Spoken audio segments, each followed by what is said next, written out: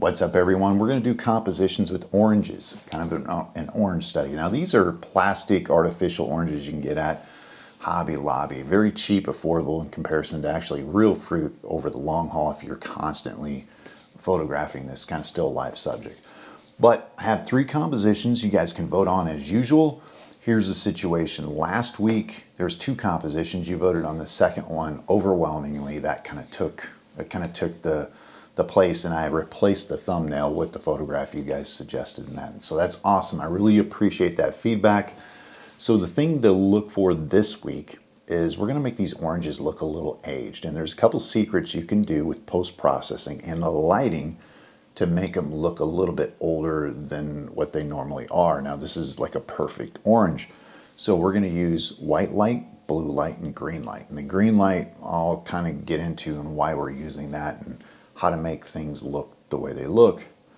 The other situation, take into consideration that every monitor has a different brightness setting. And when I put things on canvas, on my canvas screen setting, I specifically match it to the brightness so it looks right. Now, these photographs a lot of times will not look correct. They don't have an impact if they're like a half stop too bright or a half stop too dark. It is really pushing the limits of people's eyes and, you know, the way they view things. So just take a note, if it doesn't quite jump out at you, it could be your monitor, and there's so many different variations. I noticed that on iPad and iPhones, it's so bright, they have so much bleed through that the impact is lost.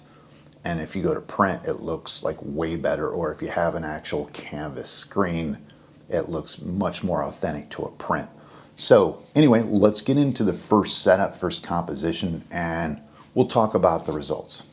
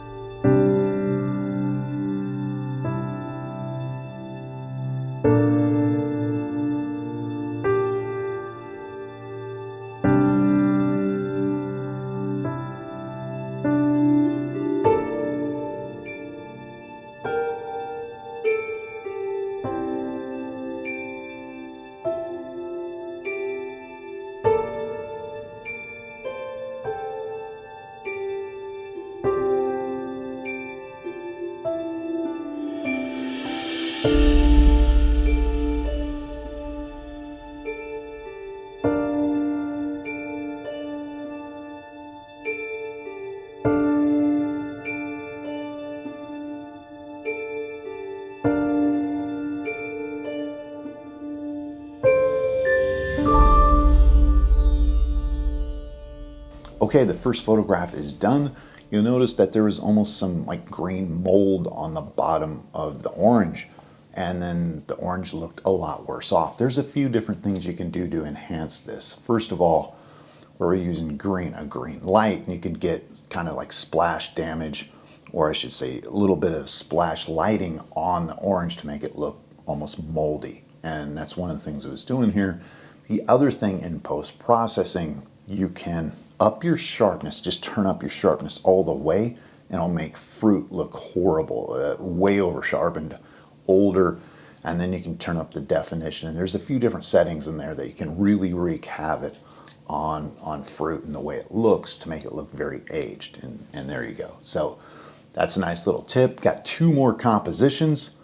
Note those and go ahead and vote on those. Let me know, comments, questions below, and hopefully I will see you next week.